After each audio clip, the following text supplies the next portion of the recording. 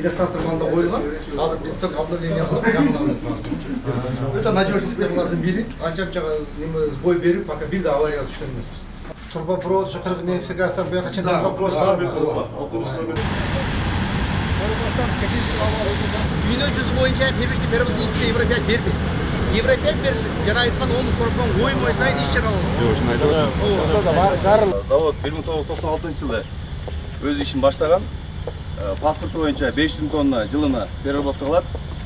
Бирок 2019 жылы ғана 139 тоннаға шыққан.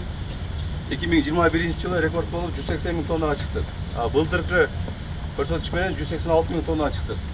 Заводдун тарыхында мындай чоң переработка боло элек. Бул мамлекетке төлөгөн налогторубуз. Итогун айтайын.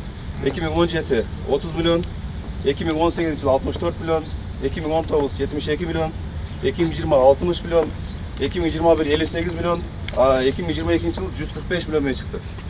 Анын ушул модернизация канча каражат кетти?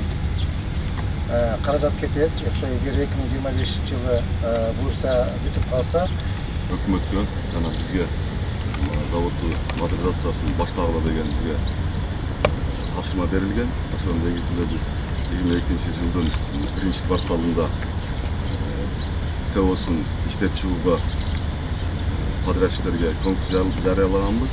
Согласно тех регламента Таможенного союза biz 25 жылга чейин өзү К4, К5 үлгүсүндөгү дизель майына өтүшүбүз керек да 25 жылга чейин. Бүгүнкү күндө бурение өтө кызуу кетип атат. Мурда, например, бир жылда 10-15 скважина бурение болгон болсо, былтыры биз 29 скважина бурут еттик. Быйылкы жылга 53 скважина киргиздик. Добычаны ошондо өзүңөрдүн нефтегаз канча процентке чыгарабыз деген оюңуз бар? Азыр 80% көбөйтүш керек.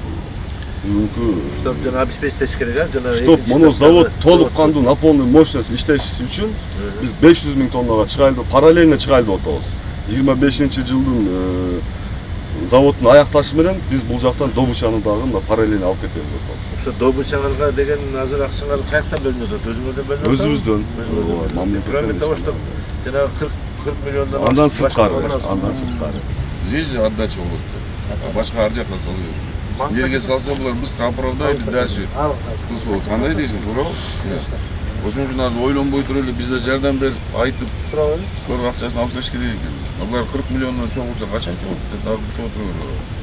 Бизге бат-бат бериш керек да буларга акчаны. Они должны развиваться. Башка мамлекеттерде эң основной ушулар. Булар эртең отдача бере турган нерсе. А биз отдача бербей турган нерселерге акча берип атпайбыз.